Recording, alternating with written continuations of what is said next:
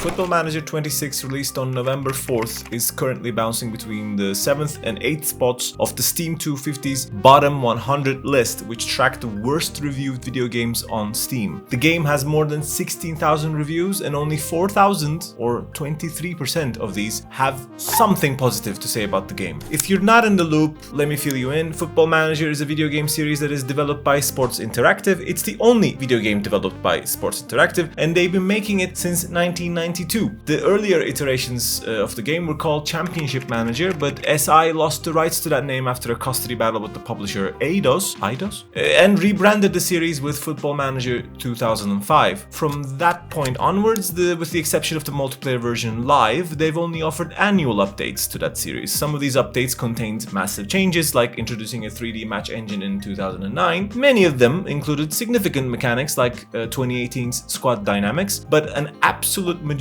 of the annual updates have been incremental, only adding a few quality of life changes here and there and updating the squads. This isn't just an opinion. SI themselves have acknowledged this trend when they announced Football Manager 2024. They framed the 2024 edition as the last version of the game they've been making since 2005, and the next one, announced for 2025, would essentially be Football Manager 2. That version was never released because Sports Interactive underestimated the amount of work they needed to do, so Football Manager 2025 was cancelled, and after leaving an annual gap for the first time ever, Sports Interactive released fm26, the game that they promised would be the next step in their only franchise. The game launched with a new UI, which attracted ire from longtime players, and a new match engine, which was praised for looking more fluid and real by everyone involved, but apart from these two things, it was more or less the same game as FM 2024, only now filled with way more performance issues and game-breaking bugs. So after not getting the sea change they were promised 3 years ago, fans of Football Manager sought refunds and bombed reviews en masse, making Football Manager 26 one of the worst video game launches of all time. But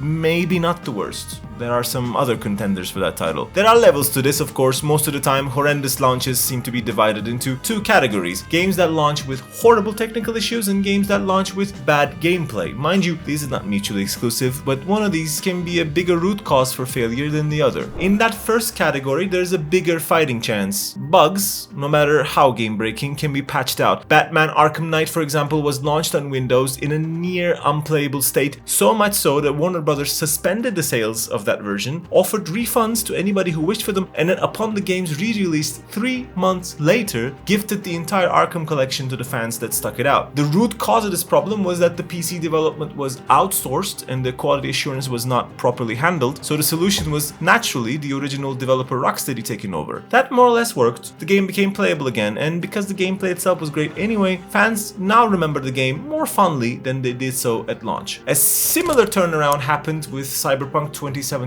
Riding high off of the wave of the godly goodwill that Witcher 3 created, CD Projekt Red promised a beautiful looking role-playing game with deep mechanics. What players found at launch instead was a poorly optimized game with okay mechanics that had numerous and sometimes hilarious bugs. The performance was so bad that both Sony and Microsoft offered warnings on their sales platforms, even going so far as recommending people not to buy the game in its current state. CD Projekt Red, for their credit, took full responsibility, apologized, and then kept working on the game post-launch until they released what they called Cyberpunk 2.0 3 years later, and this paid off as gamers reacted positively to this new update alongside the game's next-gen ports, allowing CD Projekt Red to safely and confidently announce that they are working on a sequel without anybody reaching for their pitchforks. These patches and apologies are not always enough to clear the name of a game though, no matter how great it actually is underneath the buggy exterior. 2014's Assassin's Creed Unity and 2021's Battlefield 2042 are two great examples. Both were highly anticipated next chapters in their storied franchises, and both were released in poor technical states. In Unity's case, the game itself was very close to what fans were expecting from that franchise at that point, while 2042 made some radical changes to the existing formula, but the unstable releases of both titles fueled a negative reaction from two different directions. Fans of Assassin's Creed were livid that Unity was still clinging to the Ezio blueprint, and fans of Battlefield were mourning the series' staple class system being replaced by the specialists. Both studios did their relative best to patch up the game game, and both games were brought up to a certain level of playability, but it was too late. The reaction to both launches caused their studios to rethink their approach eventually, with Ubisoft revamping the series' gameplay in Origins and EA creating a new collective headed by Vince Zampella for a new entry in the series that looked to Battlefield 3 and 4 as inspiration, and these long-term solutions worked. Even though nobody will ever put Unity in 2042 in their best off list, the series themselves have recovered, unlike SimCity, which had a launch in 2013 so disastrous that it killed the franchise. The original SimCity, which is one of the most influential video games of all time, had many successful sequels up until EA released what's commonly called SimCity 13 by fans. This game was not actually that bad from a gameplay standpoint. It looked cute, and the systems put in place had complex enough interactions with one another to satisfy hardcore fans while still remaining accessible to the new players. But it suffered from one major design decision. It was made to be only playable online. This was a philosophy of Maxis at the time. Sims 4 was also developed with a constant internet connection requirement in mind.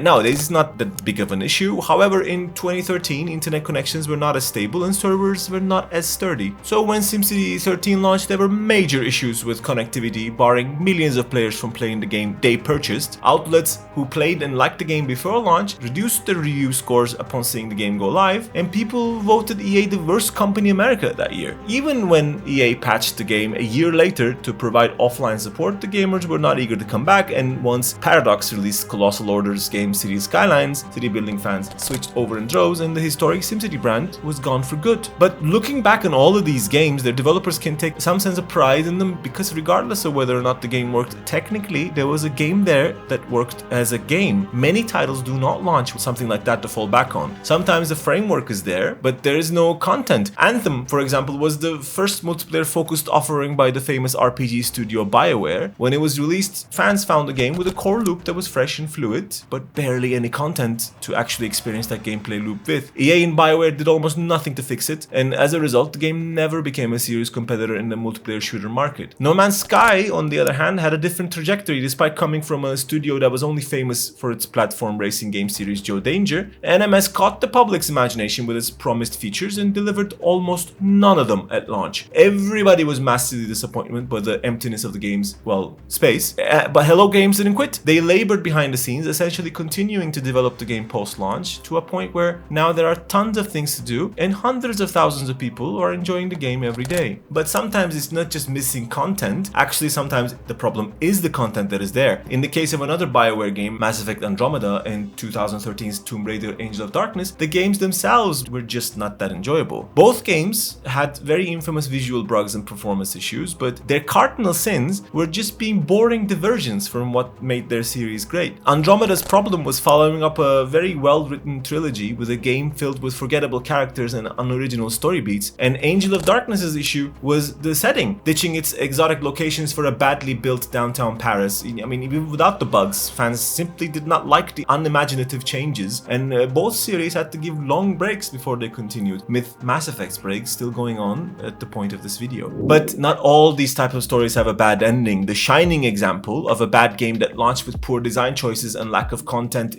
that turned it around later is Final Fantasy XIV. The original game was so bad, Square Enix actually reshuffled the entire development team and started to build a new FF14 entirely from scratch, all the while keeping the fans in the loop by offering public updates. When finally the new version of the game, titled A Realm Reborn, launched 3 years later, it received great critical acclaim and now is widely accepted as one of the best and most beloved MMORPGs of all time. Not everybody does this. Not everybody survives a bad launch, and not everybody should. Because you know what, the launches we mentioned so far, no matter how infuriating, really did not feel malicious. Some do. Two examples come to mind. First is eFootball 2022. Supposedly a new era for one of the most beloved football games of all time, Pro Evolution Soccer. eFootball already had a mountain to climb going up against the juggernaut that is FIFA, and then it proceeded to make life harder for itself by launching with horrendous graphics, sluggish performance, and controls that never felt like you were actually influencing what's happening in the game. Konami apologized for the game and offered improvements, but it was too late, just like it was with Tony Hawk's Pro Skater 5, the 10th mainline Tony Hawk game and the 5th in the classic Pro Skater sub-series. THPS 5 was released in 2015 with various technical issues, barren levels, horrible controls, attracting the ire of all fans and nearly killing off the franchise. Both of these games felt like they were insults to the people who still cared about them, rushed out the door, incomplete, just to fill out contractual obligations, not really really works of art and entertainment, but rather products and lines in a stockholder report. But surely you notice that all of these examples have been from the 21st century so far. This is because these days video games are born out of machinations that engineer hype to attract backing from investors and fans alike, but this hasn't always been the case. There was a time the majority of video games were not made by publicly owned megalithic corporations, but actually by small teams. Yet, even during that period there were disastrous launches. One of the most famous examples is Daikatana, a game released by Ion Storm in the year 2000. Despite not being a product of a billion-dollar company, Daikatana still had a hype associated with it that now lives in infamy. The game's developer John Romero, famous for his works with id Software, took out full-page ads in trade magazines claiming he is about to make us his bitch and we should suck it down. The game did not make anybody be Romero's bitch, and the only thing video game fans sucked down was a taste of a barely working, thematically mismatched, boring game, which had a development that was hampered by a late switch to a new engine and what's been called an overly carefree atmosphere, resulting in studio bleeding key employees due to constant infighting. But this, of course, is nothing compared to the worst video game launch of all time, E.T. the Extraterrestrial. Released for the Atari 2600 to promote the 1982 film of the same name, it was rushed to meet holiday shoppers' demands without any quality criteria being adhered to at all. Atari expected a windfall, but ended up at a landfill, burying millions of copies that were either unsold or returned in a dump in New Mexico. The game was seen as emblematic of the lack of quality controls prevalent in the industry at the time, and since the industry itself was brand new, this caused many people to believe that the video games' moment in the sun was over. The lack of belief in the art form caused a total market crash, with total video game revenue falling from $3.2 billion to around $100 million a year later, an almost 97% drop. Several products were pulled from shelves, many companies went bankrupt, and it took an upstart Japanese company from Kyoto to revive what's left of the entire video game industry. All of these games suffered from the same thing, of course, anticipation. Whether it was the anticipation of playing a new entry in a beloved series, or a fresh idea in a jaded market, or the latest offering from a storied developer, all of these launches were disastrous